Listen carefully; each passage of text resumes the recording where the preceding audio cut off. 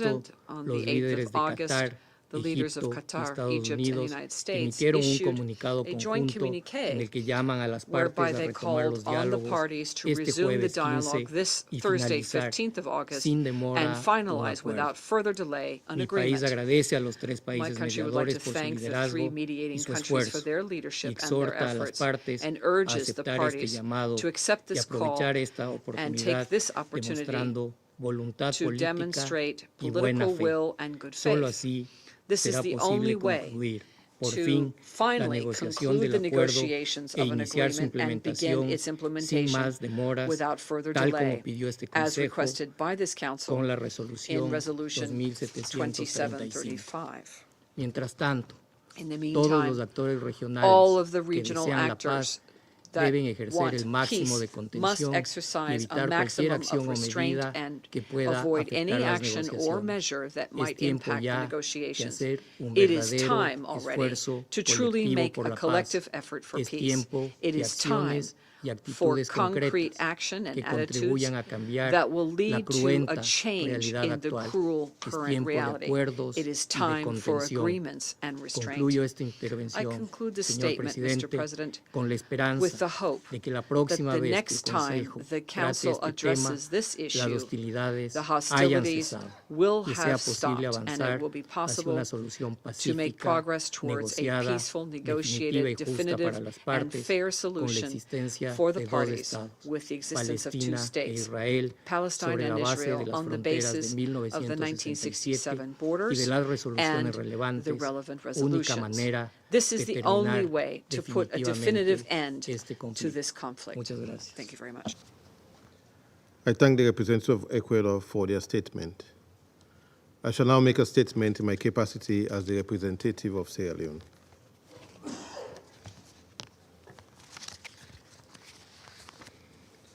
I thank USG Ms. Rosemary DiCarlo and Director Lisa Doughten for their important briefings and call to action, particularly in the statement of Director Lisa Doughten, to leave no stone unturned. I welcome the participation of the representatives of the State of Palestine, Israel, and South Africa in this meeting. After weeks of sustained escalation amidst continued violence in the Gaza Strip and the wider region, it is tragic to hear another report of a direct attack on the Al-Tabin school located in central Gaza, a place where hundreds of displaced Palestinian civilians found shelter.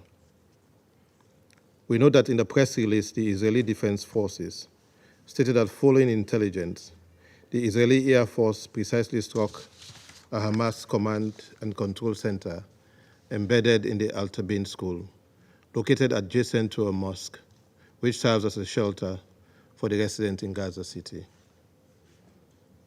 Sierra Leone deeply regrets that over 80 civilians were killed, including a family of 10 persons, and that many more were injured.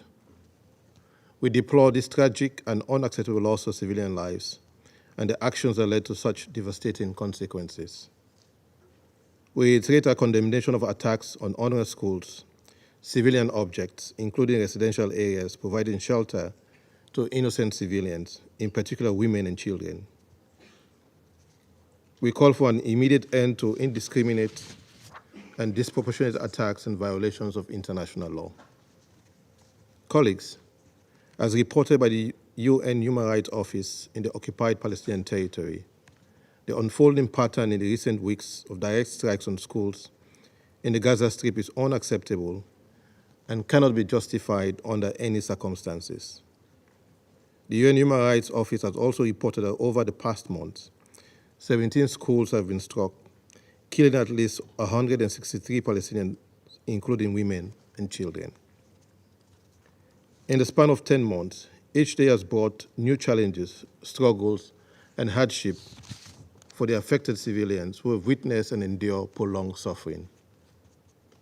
The humanitarian situation remains a crisis of epic proportions, as the supply of humanitarian aid into the Gaza Strip remains challenging due to access constraints and the high level of insecurity. Civilians are not only struggling to access basic amenities such as food, water, and medication, but are also at risk of a surge in communicable diseases due to overcrowding and poor living conditions. Recently, the World Health Organization has confirmed the high risk of poliovirus spreading within Gaza Strip due to the unsanitary condition and the confined space. As stated by a WHO expert, an outbreak of poliovirus in the Gaza Strip may spill over internationally at a very high point. We therefore call for the safe facilitation of unobstructed access into and within Gaza through all crossing points for all vaccinations, associated equipment, including cold chain storage, and specialist staff. The well-being and health of children require far greater input than just vaccinations, and we reiterate our call for unimpeded access for all humanitarian activities. It is heartrending at this stage to recount the series of threats and devastations civilians face in the Gaza Strip. While people still struggle to have an average proportion of a square meal per day and access to basic health care, there are also warnings of potential flooding ahead of the winter season. Humanitarian experts in the field have highlighted that the repeated evacuation orders by Israel since the start of the conflict has been carried out in a manner that fails to prioritize the safety and well-being of civilians, as they fail to meet the international humanitarian law criteria. Colleagues, on the wider region, the situation remains fragile as hostilities continue across the blue line in Lebanon. The Houthis continue their maritime attacks in the Red Sea, and a potential attack on Israel territory as a possible retaliation from Iran cannot be discounted. The West Bank is no exception, as there is an increase in attacks and civilian casualties. With the war in wider Middle East regional context, I would like to conclude with the following observations. Firstly, the cumulative toll of the conflict makes it even more essential at this stage to find a peaceful resolution. This can be achieved with an immediate ceasefire, release of hostages, followed by parties to the conflict, that is, Israel and Hamas, complying with the provisional measures ordered by the International Court of Justice in South Africa versus Israel case, and Security Council resolutions 2712, 2720, 2728, and 2735. Secondly, in adhering to the principles of international law, including international humanitarian law and international human rights law, civilian objects, including schools, cannot be legitimate military target, as well as cannot be used for any military purpose. Thirdly, and despite the stalemate, Sierra Leone remains supportive of ongoing diplomatic engagement, which, in our considered view, is one of the effective tools to resolving this conflict. We once again call on the mediators, Qatar, Egypt, and the United States, to foster an environment of constructive dialogue to rebuild trust and confidence. Since SCR 2735 was adopted, over 2,303 civilians have been killed. This cannot continue, as we know that the deaths have added to the 287 aid workers killed in Gaza Strip since 7th October 2023, including 205 UNRWA staff, and at least 39,699 Palestinians killed, and over 91,722 injured. In this regard and in closing, we call on all sides to take steps to urgently finalize the deal being brokered by Egypt, Qatar, and the United States, in line with Resolution 2735. The parties must demonstrate good faith. To sustain diplomatic efforts and negotiations, it is hoped that the collective conscience will rule over actions of the parties and guide them towards doing what is right and just, as against what they so desperately desire. I thank you.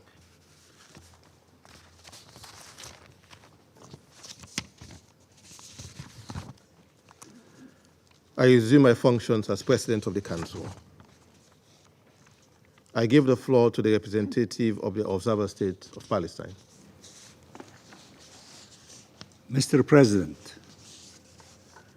as we gather here for the 10th month in a row to advance a ceasefire to save human lives, Israel continues taking human lives and every action possible to spread a wildfire across the Middle East.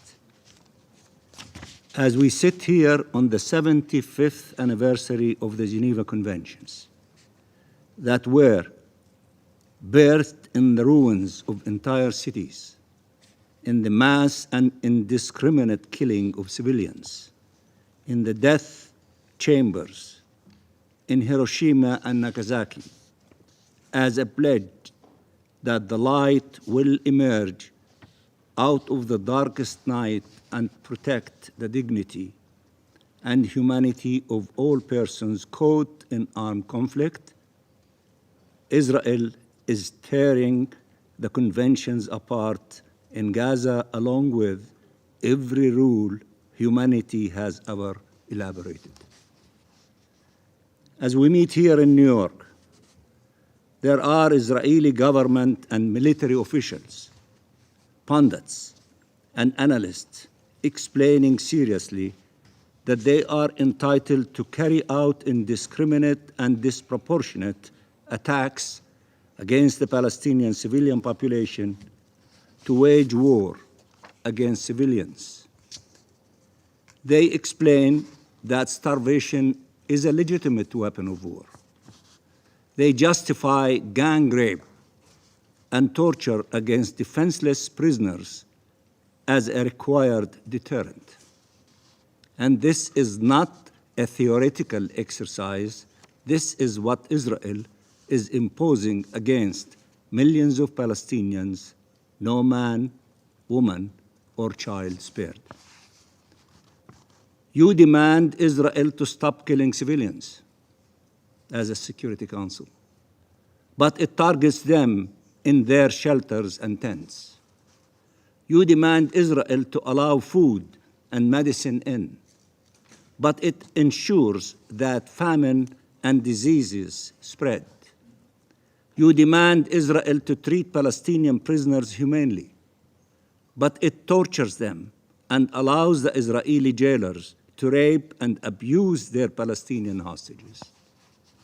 You call on it to stop its settlements, but it rapidly accelerates its colonization of Palestinian land. You urge Israel to uphold the historic status quo at the holy sites, but its ministers and settlers desecrate the Al-Haram al-Sharif each time more openly and provocatively. So let me state the obvious. Israel does not care about your condemnations. Let me repeat. Israel does not care about your condemnations. It dismisses your resolutions. It does not even listen to your debates. Their representative will be playing with his iPhone while you are talking. As countries, as a Security Council, you had a responsibility to act months ago to stop this impunity. As the genocide continues, you have a responsibility to react, to save human lives, and preserve the foundations for peace and security for all, not just for some. Israel is a rogue state with a rotten government due to the unbridled impunity it has enjoyed so far. I have no doubt that the tides will turn, and we will not be deterred in making sure no one can act as if Palestinians' lives are worthless. But Palestinians in Gaza cannot wait for the tide to turn. Their agony must stop now, must stop right now. They wonder if you see them. Do you ever think, what if you were born in Gaza? What if the prisoner raped was your son? What if the children starving to death were your own? What if that woman killed was your daughter or your wife?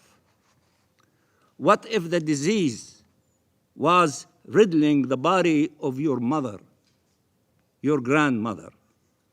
What if that family that was blown into pieces or burned to death was yours? Killed in cold blood after running in desperation and hunger for months to survive. Just consider for one moment the sheer agony and despair that our people have suffered all these long months of deprivation and devastation lashed upon them while the world watched and left them to suffer, starve, and die. Mr. President, while we acknowledge and welcome the international consensus that has long called for an immediate ceasefire, clearly Israel has retained a veto right over that prospect. This must be brought to an end. Israel cannot continue to defy the world and every rule of humankind. It is not a coincidence. Every time the world pushes for a ceasefire, Israel responds with a massacre, like the one in the school. It sends a message, each more gruesome than the one before, that it will not stop. But there is no right to commit genocide. Obviously, no right. And we warn all those contributing directly or indirectly to the emergence of such a right. There is nothing that can justify Israeli actions. Nothing. And don't anyone dare say this is about the hostages. It's not about the hostages. It became apparent long ago that this Israeli government could care less about them. The hostages know it. Their families know it. You know it in the Security Council. Israel is killing them, abandoning them, playing with their lives. Netanyahu has other priorities, self-serving ones, maniacal ones. He's a maniac. Something terrible is happening in Israel. Something that has made justifying genocide, famine, and gang rape mainstream ideology. Something horrific is happening.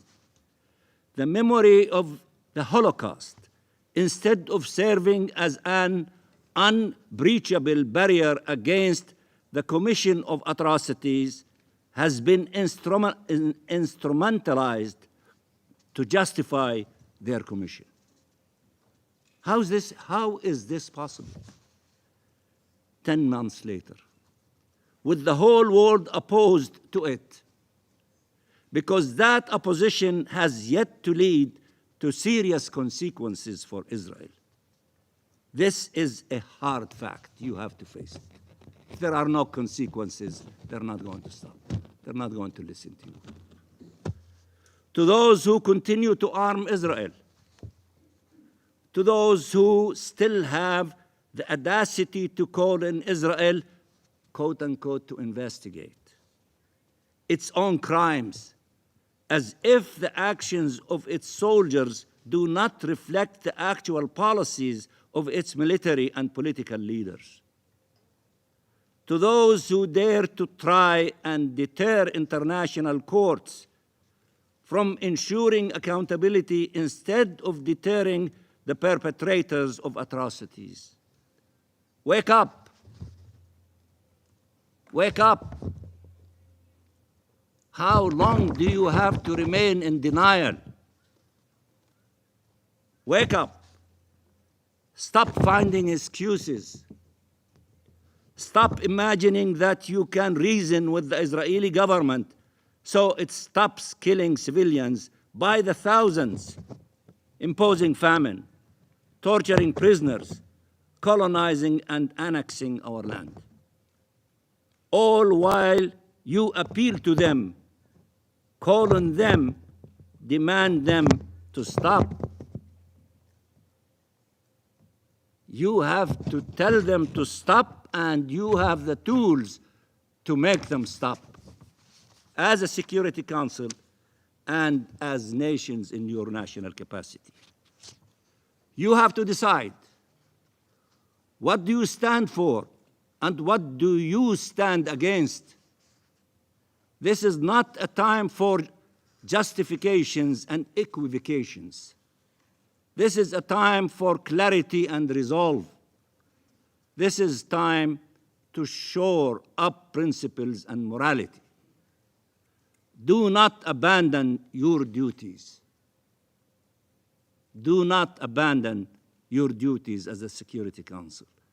You have the tools to make what you decide a reality, and no one should be above the law if you choose to do that. If you have the political will to implement what you decide. Mr. President, when will the Israeli government be held accountable for its actions? When? When will the war criminals be sanctioned? And as my brother from Algeria, it is time to sanction.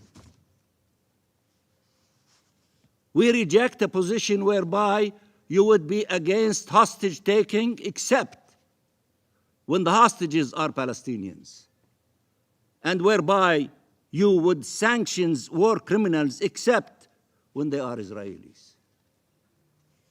We cannot come back here over and over again and pretend that everyone does not all know that Israel will not listen until it has no choice but to listen. You have to make them have no choice but to listen to you until there are consequences for its crimes. You cannot commit a crime and get away with it. There has to be consequences for those committing crimes, for those who want to defend the four Geneva Conventions and all the conventions' elements. When in Article 1 it says that you have to ensure in all times the compliance with the provisions of the conventions. And you see them getting away with murder, and you keep repeating the same thing. When are you going to enforce your decisions and international law? You need to impose sanctions on those criminals.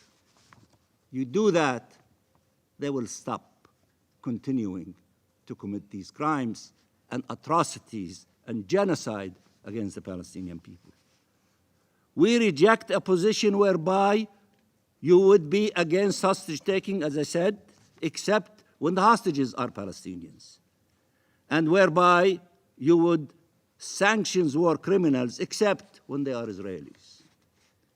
We cannot come back here over and over again and pretend that everyone does not know that Israel will not listen until it has no choice but to listen until there are consequences for its crimes.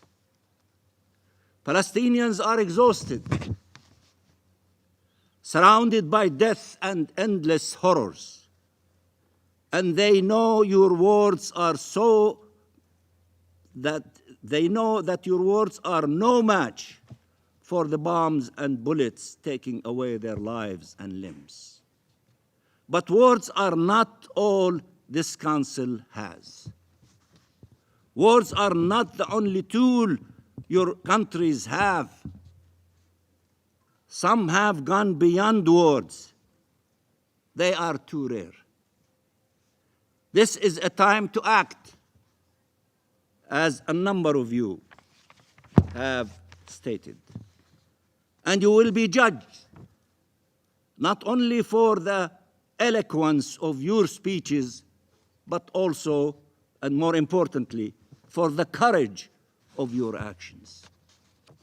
Show some courage. Show some bravery. Take actions. Stop the criminals in getting away with murder. Mr. President, we don't want Israel to torture our prisoners a bit less. As some say, that torture them a bit less. We want to see them free. We don't want Israel to make its occupation a bit less brutal. We want to see it end. Our people deserve freedom. The International Court of Justice has been unequivocal in its determination that, and I quote,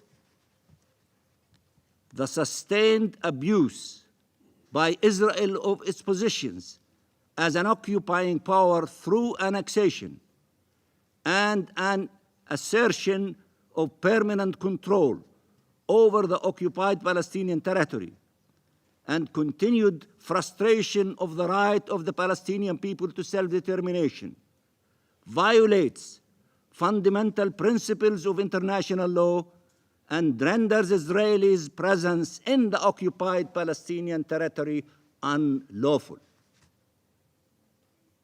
Their presence in the occupied Palestinian territory is unlawful. Therefore, the court said it has to end as quickly as possible. This illegal occupation and all the illegal, inhumane, racist, and destructive policies that flow from it must end. The Palestinian people will not disappear, and they will not surrender. They will not relinquish their legitimate aspiration to live in freedom and dignity in their ancestral land. I urge the Security Council to act.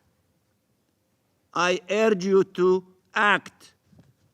And in the coming days, we will go to the General Assembly to make sure that it upholds its charter responsibilities, to make sure that the determinations of the highest court in the world, the ICJ, is translated into political will and momentum, into concrete actions to be pursued by the UN and its member states to end this illegal action as soon as possible. To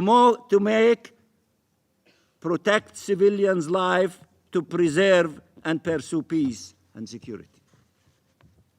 Dag Hammarskjöld once stated, and I quote, "It has been said that the United Nations was not created in order to bring us to heaven, but in order to save us from hell." End of quotation. History will remember that the Palestinians were left to endure hell. Now, the fire they have painfully endured for almost a year is spreading to devour everything around in our region. There is only one way to stop a man-made fire. It is not enough to tend to the flames. You need to stop the arsonist. Let me repeat what our people in Gaza is saying, and they have been saying that, and they cannot take it any longer. Enough is enough. You have to act to put an end to this cruel criminality and genocide against our people in Palestine, particularly in the Gaza Strip. Will you do that, all of you? You gave beautiful statements. You said, you showed unanimity in rejecting their criminal action. But that is good, not sufficient. Show the will and the resolve to act on that basis with the tools that you have, with the mandate given to you by the Charter, to come to the Palestinian people and serve them justice, to stop the criminals from continuing in what they are doing. Can we count on you? Thank you, Mr. President. I thank the representative of the observer states of Palestine for their statement. I now give the floor to the representative of Israel. Thank you, Mr. President. Mr. President, I'm sure many of you were not aware or did not care to check But today is Tisha B'Av, the saddest day on the Jewish calendar, our ancient day of mourning. We are fasting today for the many tragedies in Jewish history that occurred on this day, including the destruction of our first and second holy temples in Jerusalem. But let me be clear, Jerusalem will never fall again. Jerusalem, united Jerusalem, will never fall again. No matter how many times our enemies attempt to destroy us, no matter how many times the UN slanders us and distorts reality. We will stay in our homeland and we will prevail. Mr. President, Council members, in the early hours of October 17th, 2023, reports flooded from Hamas Ministry of Health of an Israeli airstrike on Al-Ahli Hospital. You probably remember it. Remember that day. These reports were then very quickly, parroted by UN officials, media outlets, and several governments. Not even 24 hours following these baseless claims, this council convened to discuss what was exposed to be a terrorist propaganda operation. As you probably remember, it was a Palestinian Islamic Jihad rocket which fell on the hospital parking lot, not an Israeli missile. Fast forward 10 months, and nothing has changed. In the early hours of August 10th, 2024, the Gaza Ministry of Health, which the OCHA representative referenced while failing to mention it is in fact Hamas, has concocted a new blood libel. Once again, UN officials and media outlets were quick to echo this campaign of lies. I simply cannot comprehend that the United Nations Security Council would hold an emergency session based on jihadist propaganda. Once again, the Council falls for terrorist narratives, amplifying them and neglecting its obligations to the truth. Some in this chamber distort reality because of political interest, and we all understand the political interest. So I will set the record straight for all of you. On Saturday, August 10th, Israel targeted not a school, not an innocent school. We targeted dangerous terrorists operating in a Hamas command and control center within El Taba'in school. As usual, Hamas cynically abuses civilian facilities which should be protected as their terror bases. This strike eliminated at least 31 Hamas and Palestinian Islamic Jihad terrorists who carried out attacks from inside this compound. These vile terrorists included platoon commanders, mortar and rocket operatives, cell commanders, and intelligence operatives. We neutralized dozens of vicious terrorists who used this school for their evil goals and were in direct violation of international law. But do you hold Hamas accountable for the losses? No, of course not. And of course he shouldn't speak for Hamas because he doesn't represent them. How convenient. By the way, the building itself is still intact, which would be physically impossible if Hamas claims are to be believed. So I ask you, dear colleagues, did you learn nothing from Hamas's lies about Al-Ahli Hospital or from their lies about Al-Shifa Hospital, which they also used as their headquarters, and the lies about our daring hostage rescue, among many other instances? In which other context would the international community rush to propagate the lies of a terrorist organization attempting to malign a democratic state as we take every possible measure to minimize collateral damage, while Hamas uses civilians as human shields, deliberately putting them in harm's way. Not only are Hamas lies echoed here, but you also ignore and enable their outrageous violations of international and humanitarian law. Prohibited use of civilian infrastructure by Hamas terrorists are numerous, are widespread. Everyone, I'm telling you, everyone can see them. Everyone except the UN, of course.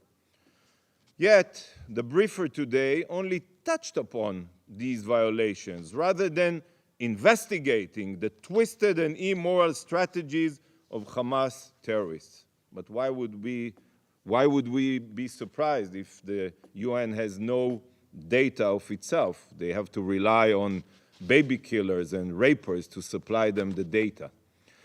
Just 80 years ago, the Nazi Minister of Propaganda, Joseph Goebbels, used the language of race science as his weapon against the Jewish people, poisoning the minds of the German people. Mr. President, Joseph Goebbels' ilk, the people who are ideologically his descendants, are alive and well, sadly.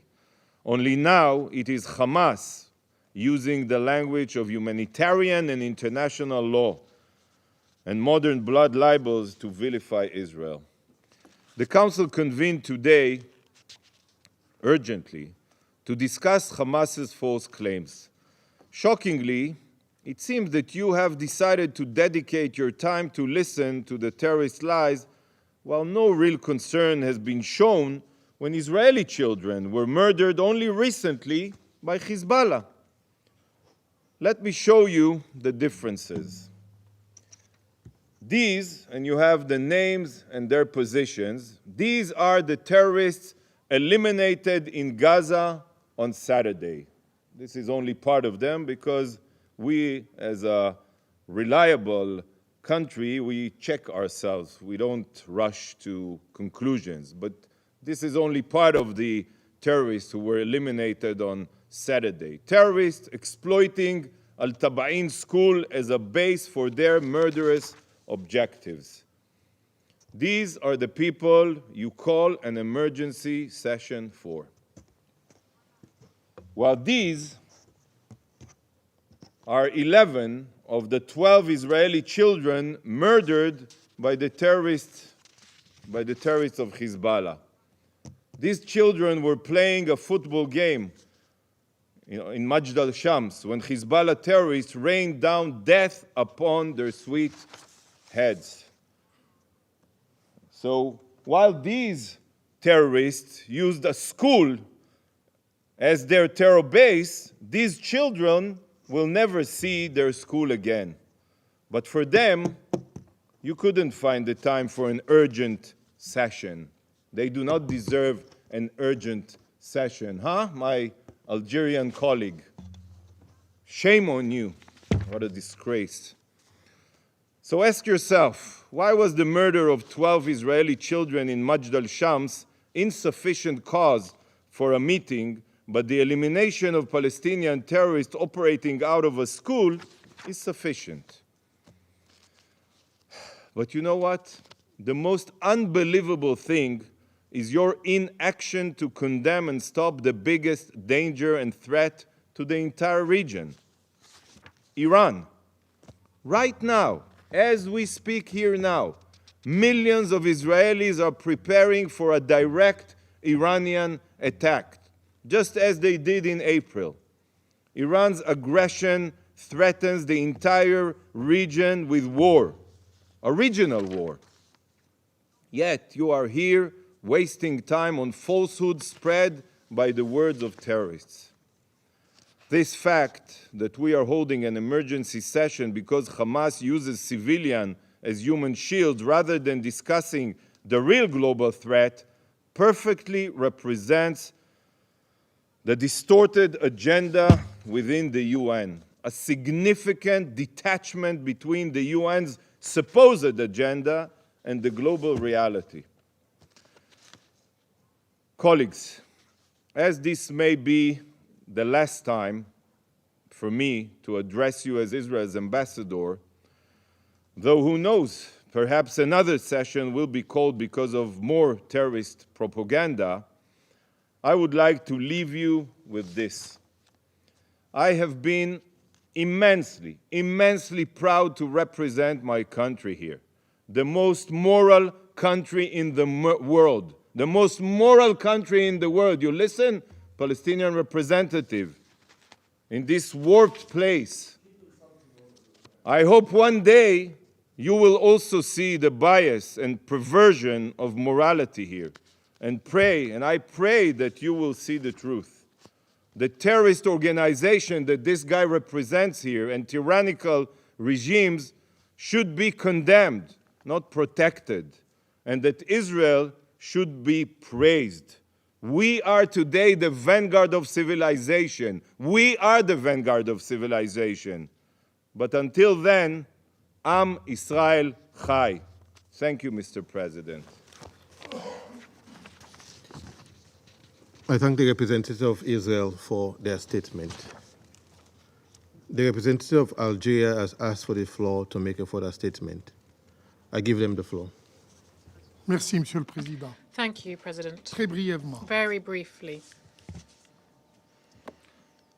Je voudrais témoigner I ici wanted to testify que here les 16 000 that the enfants 16,000 children tués who have been killed depuis le 7 octobre since dernier the 7th of October ne se sont pas suicidés. didn't kill themselves. Je voudrais témoigner ici I would like to que testify les here plus de 10 000 that the femmes more than 10,000 women massacrées massacred ne se sont pas suicidées. didn't Je massacre vous remercie. themselves. Thank you very much. I thank the representative of Algeria for their further statement. I now give the floor to the representative of South Africa. Mr. President, thank you for giving us the opportunity to participate in this urgent meeting, which is most likely not going to be the last on the same matter, whilst civilians continue to be massacred by the implacable government of Israel. Unfortunately, some in this room continue to support and defend Israel as it commits the most despicable crimes against humanity the world has ever seen in recent times with impunity. It is indeed an indictment on the UN Security Council that a resolution has to date not been found on this intractable conflict that has served on the agenda of this organization since time immemorial. Just yesterday, lamenting the inefficiency of the Security Council, the Secretary General remarked, and I quote, "Since 1945, the United Nations Security Council has been a bedrock of global peace and security, but the cracks in its foundations are becoming too large to ignore. They are contributing to deadlock, stalemate, and stagnation around today's most pressing crises." End of quote. In this regard, the inability of the Council to put an end to the genocide that continues to be carried out by Israel against the people of Gaza is a case in point. Mr. President, Israel's impunity and apparent political protection is not perceived, it's real. This impunity puts into question the whole meaning of, and I quote, legally binding, because this organization has adopted numerous resolutions since the formation of the United Nations that have been undermined by Israel for decades. To affirm its status as a legal delinquent immediately following its receipt of armed support from those who support it, Israel committed yet another massacre on 10 August this year when it bombed the Doughten school in central Gaza City, where thousands of displaced families had sheltered. More than 100 Palestinian children, women, and men, and many injured as a result. The assassination of Hamas leader, Dr. Ismail Haniyeh, in Tehran last month, and the continuous targeting of civilians in Gaza will likely further compound the situation in an already volatile region. We hope that the investigation into his assassination will soon be concluded and call on all parties to exercise the utmost restraint and avoid any acts that would escalate tensions in an already fragile region. Mr. President, as an avid believer of the rule of law, in December last year, South Africa approached the International Court of Justice, seeking an order to prevent Israel from committing genocide against the Palestinian people. Israel defied the court's order and launched an offensive in Rafah. Once again, South Africa put its trust in the global court system and sought additional provisional measures to prevent Israel's persistent acts of genocide against the Palestinian people in Gaza. Deciding on the matter, the court proclaimed that the Palestinians have a legal right to protection against genocide, and that South Africa had shown that there was a real and imminent risk of the irreparable violation of that right. This also fell on deaf ears. In addition to the evidence presented at the ICJ, South Africa submitted to the Security Council a body of evidence in support of its argument that Israel is committing genocide in Gaza. This document was circulated as S/2024/419, and we encourage all member states to study the document and acquaint themselves of its content. Mr. President, there must be an immediate cessation of hostilities across the whole of Gaza, and all attacks on humanitarian workers and medical staff must cease immediately and permanently. The continued occupation of Palestine, destruction of infrastructure, obliteration of livelihoods, displacement, collective punishment, and extrajudicial assassinations will undoubtedly make the realization of a peaceful solution to the Palestinian question and the situation in the Middle East in general much more difficult to achieve. We reiterate that the international community cannot proclaim the importance of international law, including the respect for the UN Charter in some situations, but not in others. The ability of Israel to simply ignore binding decisions from international organizations with no consequences is unacceptable. The Council must immediately ensure respect for its resolutions in line with its mandate if it's to successfully mend, and I quote, the cracks in its foundation, end quotes, and avert a situation where these cracks become too large to ignore. I thank you, Mr. President. I thank the representatives of South Africa for their statement. There are no more names inscribed on the list of speakers. The meeting is adjourned.